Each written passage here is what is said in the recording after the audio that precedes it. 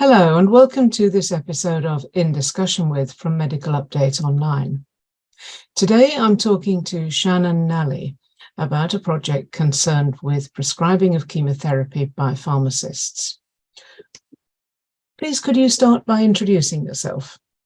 Good afternoon, Christine. My name is Shannon and I'm a pharmacist working at Imperial Hospital Trust in London.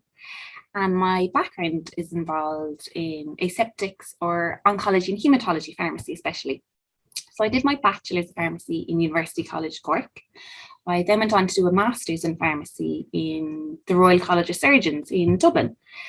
Following that, I did a master's in clinical pharmacy back in UCC. And then I furthered my studies by doing a course in good manufacturing processing and supervisory management while I was in Limerick. And I'm a registered pharmacist with the MPSI and the GPHC. So that's where my background lies.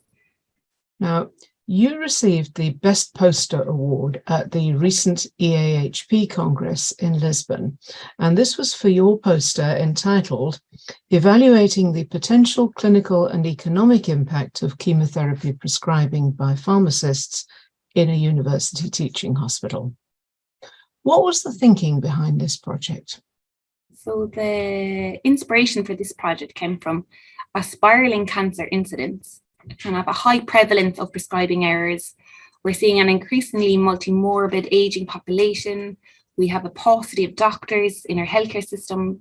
And these are all like prompting a review of the way the current labour force is managed and whether like non-medical prescribers such as pharmacists can alleviate some of these pressures within the healthcare systems.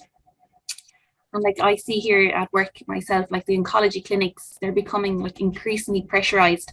And we need to think of innovative ways to help reduce this pressure while maintaining and enhancing the patient experience.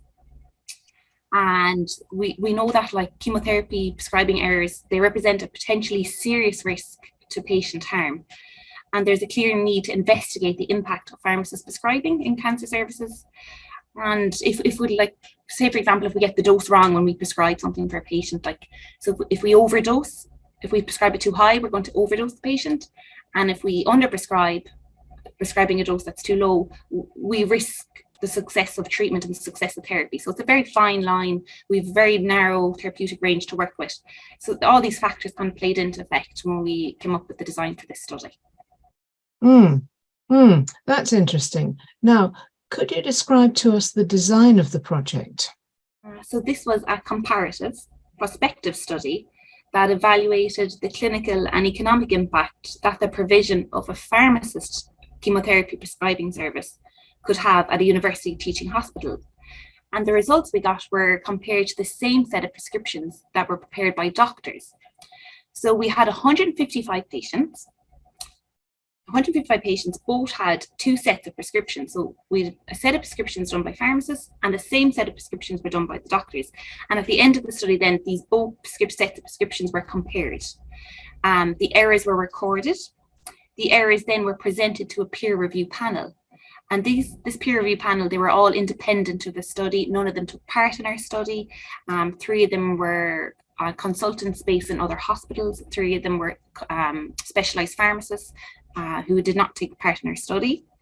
We then classified all the different types of prescribing errors according to the PCNE classification for DRPs. And we also then got adverse drug event probability and severity ratings. And all of this then correlated into economic evaluation to see is it economically worthwhile for pharmacists to prescribe. So 2 aspects kind of were coined: the safety of prescribing and the cost of it. And what were the results? What were your findings? It's really important to bear in mind as well that the doctors did not know the study was taking place, and the pharmacists were blinded to what the doctors prescribed as well. So we had a double-blinded study for this as well. Our results then were really interesting, really intriguing results. So we had a total of 310 prescriptions, 155 from doctors and 155 from pharmacists. It involved over 1,400 medicines in the study. A little under half were chemotherapy drugs and a little over half then were kind of the supportive medicines. Oncology indications included like breast, colon, glioma, sarcomas. We had hematology regimens like lymphomas, leukemias. So we had a good broad range of regimens involved in our study. There were just slightly under 80% of oncology prescriptions and a little over 20% then being hematology prescriptions.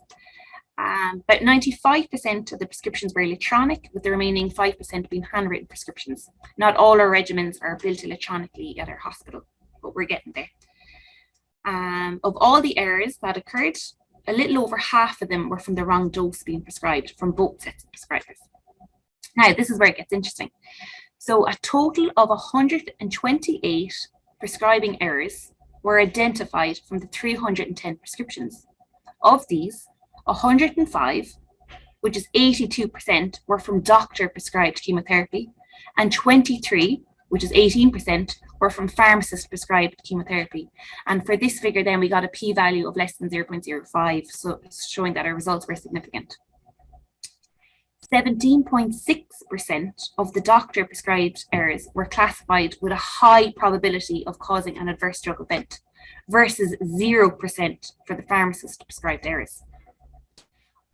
Of note, 17 of all errors were classified as being severe, and these all came from doctor-prescribed chemotherapy.